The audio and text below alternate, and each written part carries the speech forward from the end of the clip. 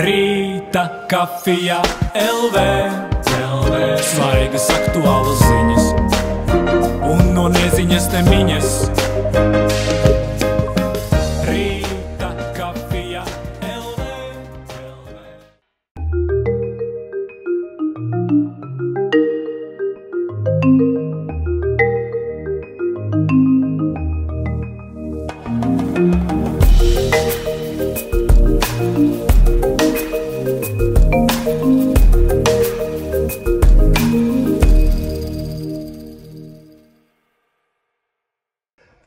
Labdien, godājumie skatītāji, Rīga TV24 skatītāji, rītakafija.lv skatītāji un, protams, Coffee Tower fani.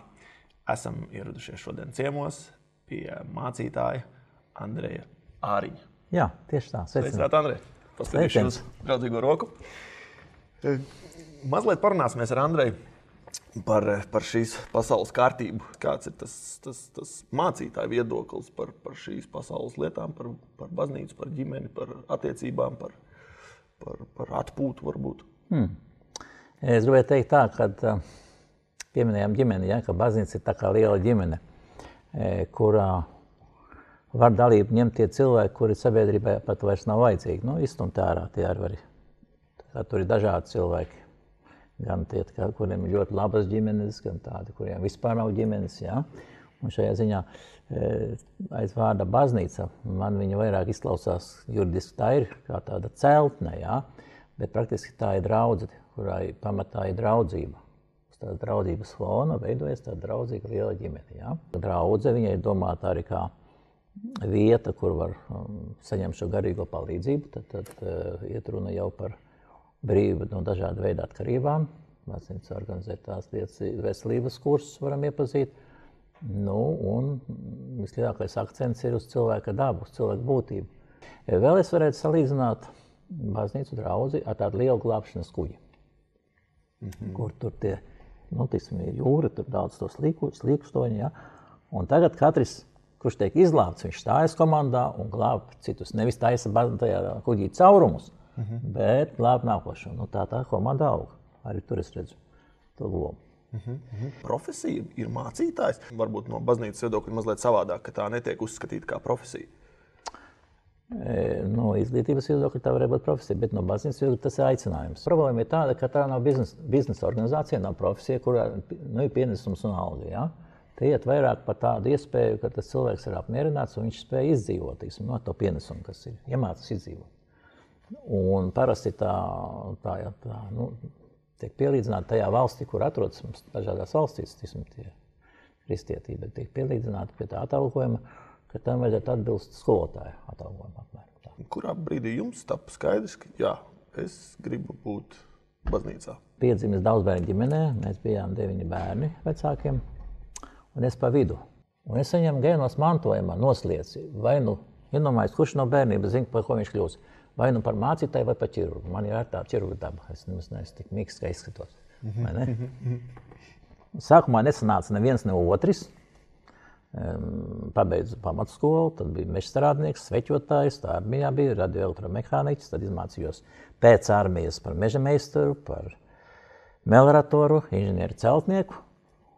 Un tad, kad man 33 gadi, 80. gadā, Jēzus vecums, ja? Jā, man piedāvā sākt mācītāju karjeru. Un es teikšu, nemaz tik interesanti tas vairs neliekās. Aldziņa 1/3 daļa, no 3 dienas mašīnām tu pārēji uz velosipēdu. Jābūvētā māja, kas bija toreiz sabūvējis, ir jāatstāj, jādodas no Tukuma uz Alūksni. Nu tā. Un tad tu pajautā, vai tu to gribi, vai citi gribi, ja? Un tad es saprotu, ja tā bija mana izvēle, un tā bija tāda, teiksim, tā Dieva vadība par tām karjeras kāpnēm. Ja? Es saku, ja es turpināšu, tad attīstīsies tā lieta. Ja ne, es nogrimšu kā svina gabals ūdenī. Pastāstiet, lūdzu, kā tiek organizēts šis darbs, kalpošana, baznīca plus pārējā visa dzīve? Kā viņi tiek organizēti? Protams, ēdienas un dzēriens un naktstundas katram ir vajadzīgas, tas pats par sevi tur kaut kur iekļaujās, vai ne? Nu, tad ir rīta sākums, tiksim, saruna ar Dievu, tai vajadzētu būt lūkšanai vai ne, lasījums. Un tad ir, teiksim, tas pienesums, jā. Es esmu komandas cilvēks, strādāju komandā, un tad ir komandas cilvēki, teiksim, tad ir paši arī kristieši, kuri veic katrs savus uzticētos uzdevumus. Katrā dienā, teiksim, ir plāns, ir tikšanās, ja viņas ir tikšanās, ir izbraukumi, ir apmeklējumi, un arī vajadzīgs laiks gatavoties arī tai. Mums ir vienreiz nedēļā vai divreiz nedēļā, teiksim, tām mēs, teiksim, sprediķim, mēs, teiksim, svētrunām, vai ne? Tās jāgatavo tās lekcijas arī citā gadījumā, ja? Piemēram, man ir vajadzīgs, lai sagatavotu vienu prezentāciju, ja dators ir un projektors ir, apmēram 20 stundas, lai daudz maz normāli sanāk. Tā, jāieskaita. Tā, lai es varu rādīt un pašam patīk, apmēram tā. Un tad tas viss laiks, es pastāstīju to kopumā, tad viņš viss tiek tā arī saorganizēts.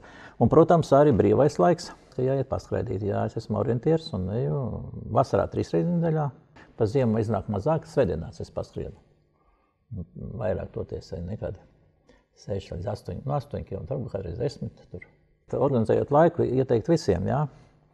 Es sekoju līdz tā, jo Bībele saka, ka jāstrādāja dienā. Nevis 6 diennaktis jāstrādā, bet 6 dienas jāstrādā. Un dienā pēc Bībeles ir 12 stundas, nevis 24. Un te es redzu problēmu, ja sanāk vairāk, 24, kā minējāt, tad cilvēks vienkārši izdeg. Vai tas ir mācītājs vai nemācītājs, tas ir vienkārši pa daudz. Līdz ar to es arī tā rēķinu, ja, tās 12 stundas sabiedrībai, redz, man paliek laiks to paskraidīt un atpūsties. Tā es arī organizēju.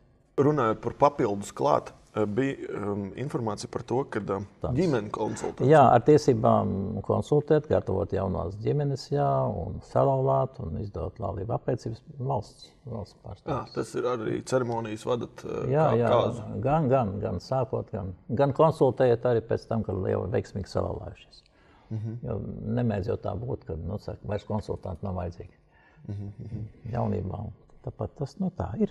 Kas ir tās tipiskākās šobrīd pāru problēmas? Pamatā ir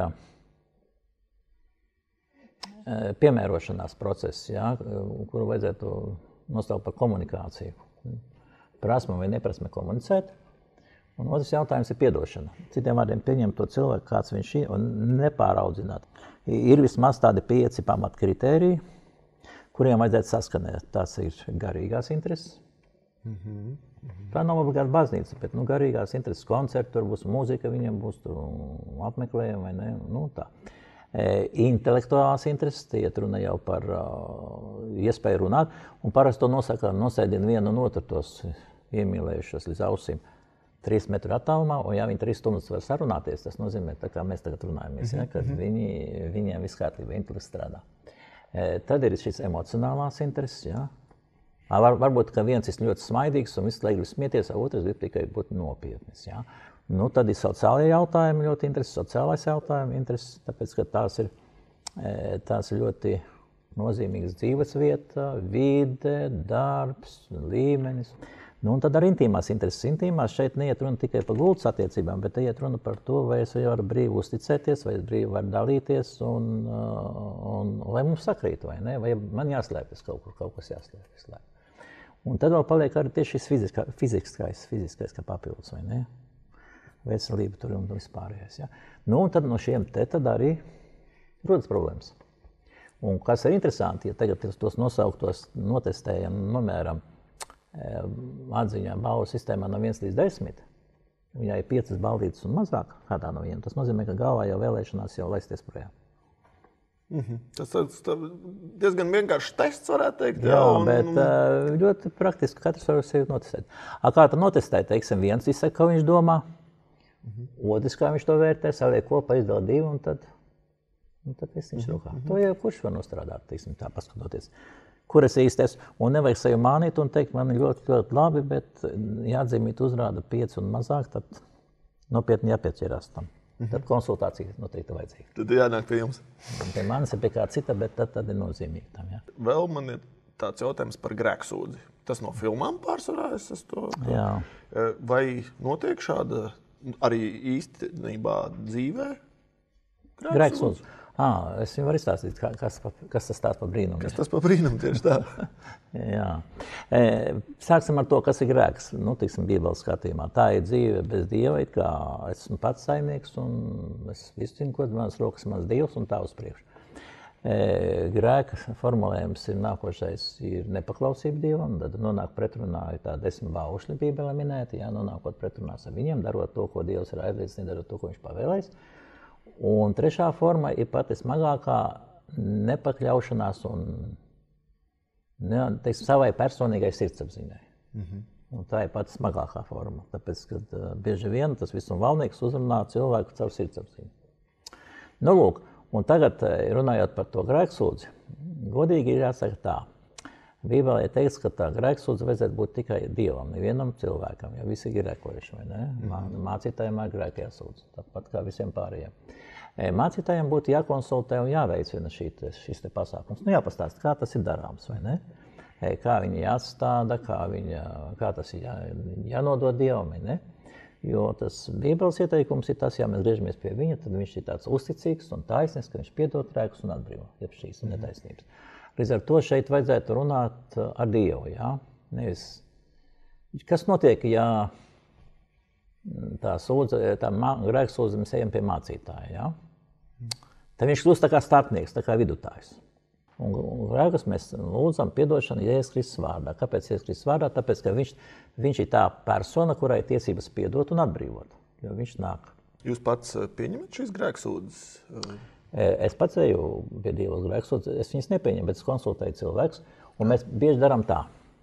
Teiksim, arī jums to varētu darīt. Jūs uzrakstiet visus savus grēkus uz papīra, piedod man to un to un to un to un to un to.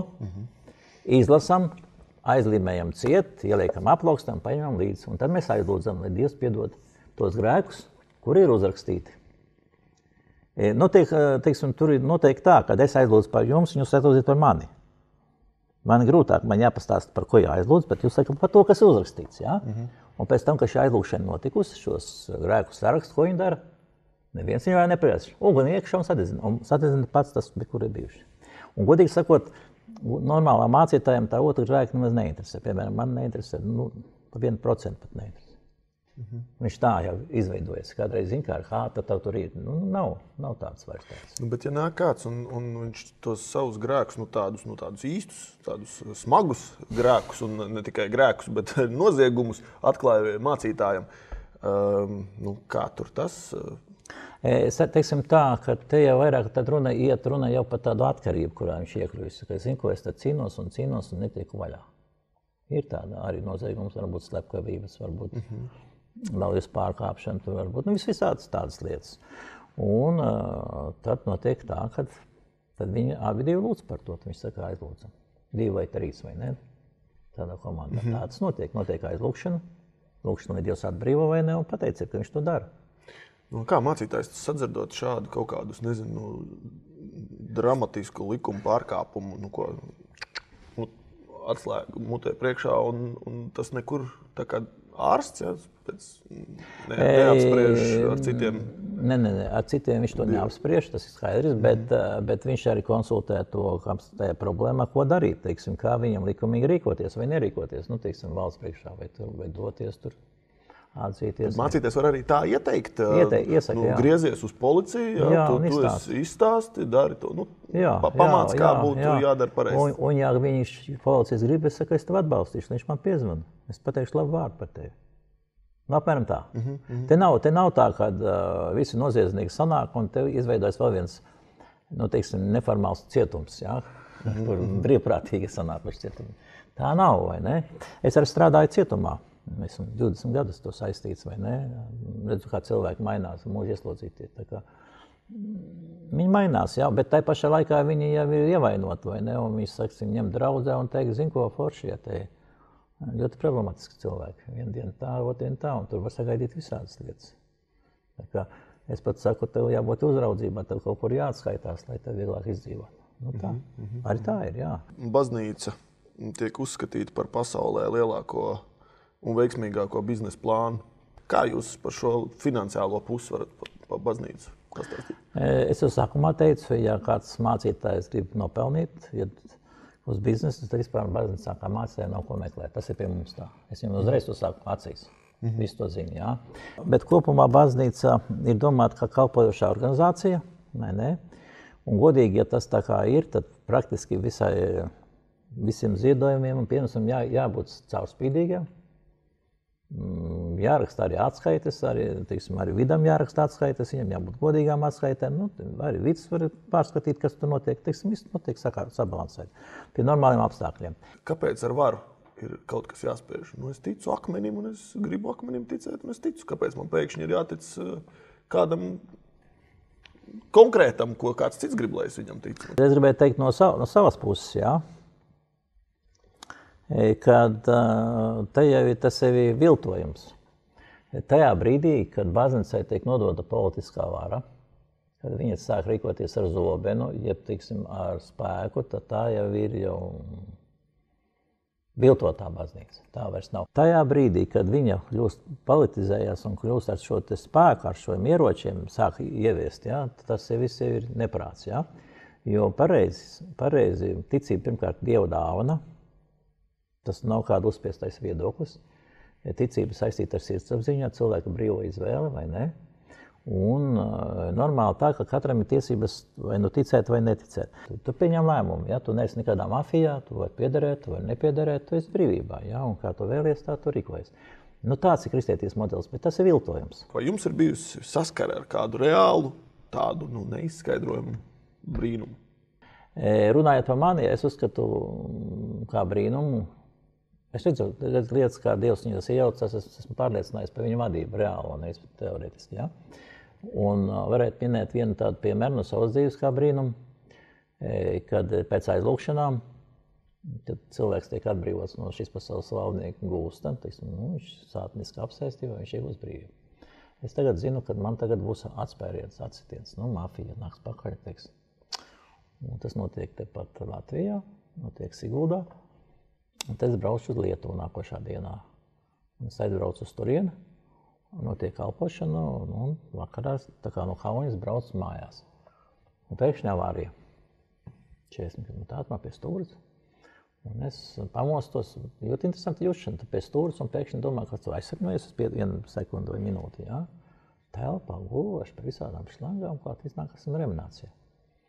Ir noticis tā, ka 2 mašīnas uzbraukušas virsū, un esmu sabraukts ribas salauztas, asins noticējušas, plauša tūska, sirds apstājās un mājās paziņo, tev ir, kad gatavojas bērēm, tev vispār nav varianti.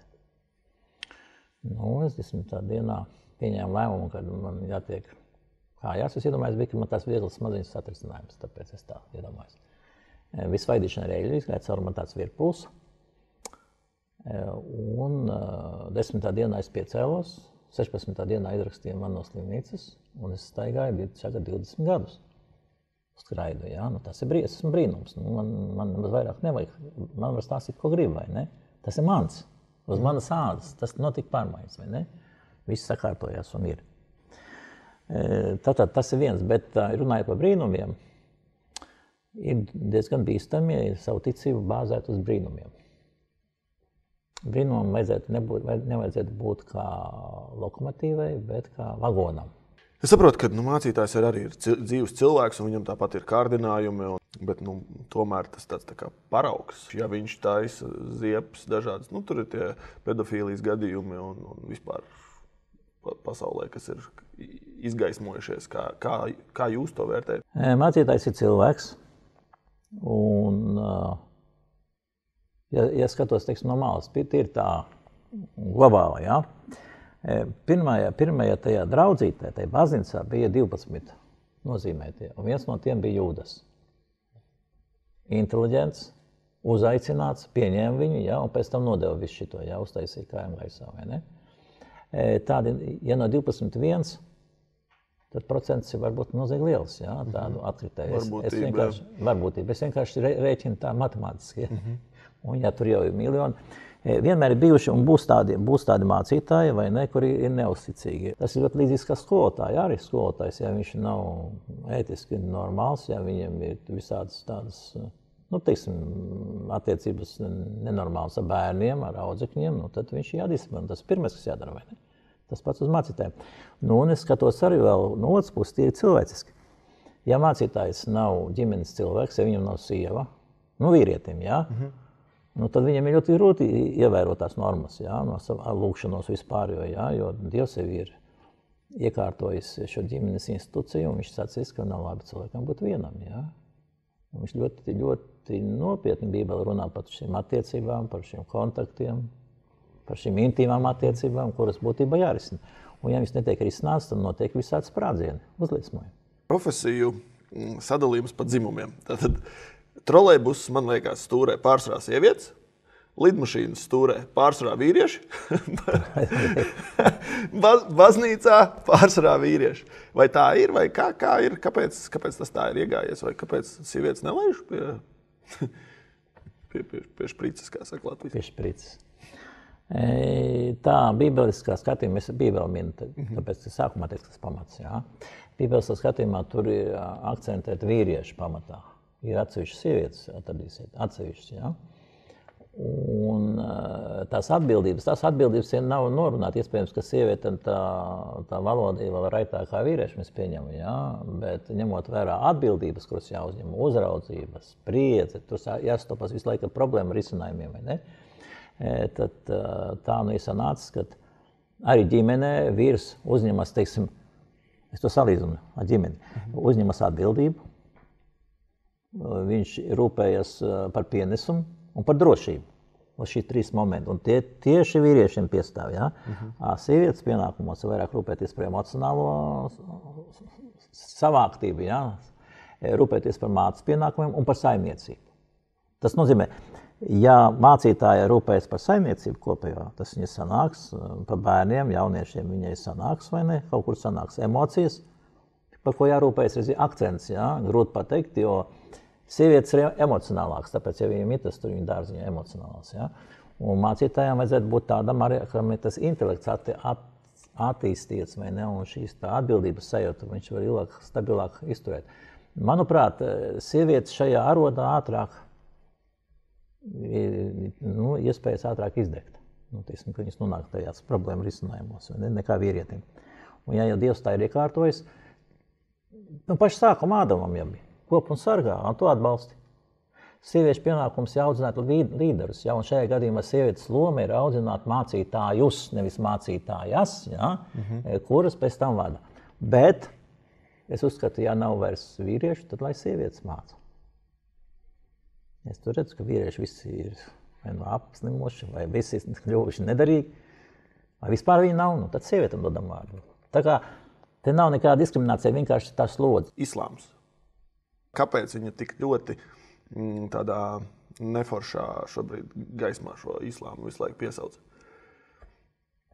Pateicoties Ābrahamam, jūdaismis tur pūrlādē, kristieši parādījušies tagad ir, jā, un islams, vai ne? Nu, tagad 3 dažādi viedokļi no viena tēva, jā, un nu, ko tad darīt? Jāmācas sadzīvot. Risināt problēmas. Jā, man tā, bet izcelsme tur ir. Un tā berze būs joprojām. Un vēl tā tie likumi aci pret aci un zobu pret zobu, tie tur darbojas joprojām. Un kristieši no tiem kaut ko ievazāši līdzi, ja Kristus krustnešus runājām vai nē, tagad viņi cenšas no tā brīvoties, kļūt par godīgiem, jaunās derības, teiksim, pārstāvjiem, Kristus sekotājiem, jo Kristus mācekļus sauc par kristiešiem, vai ne, viņa līderis. Prognozi turpmākajiem 1000 gadiem ticībā, kristietībā, islāmā un visā šajā reliģiskajā blokā, kā tas attīstīsies? Pēc Bībeles vajadzētu būt finiša taisnē. Pasaules gals? Jauns sākums. Gribētos teikt paldies Andrejam, mācītājiem Andrejam, spiedīšu roku. Paldies par uzņemšanu pie sevis baznīcā. Rīta kafija LV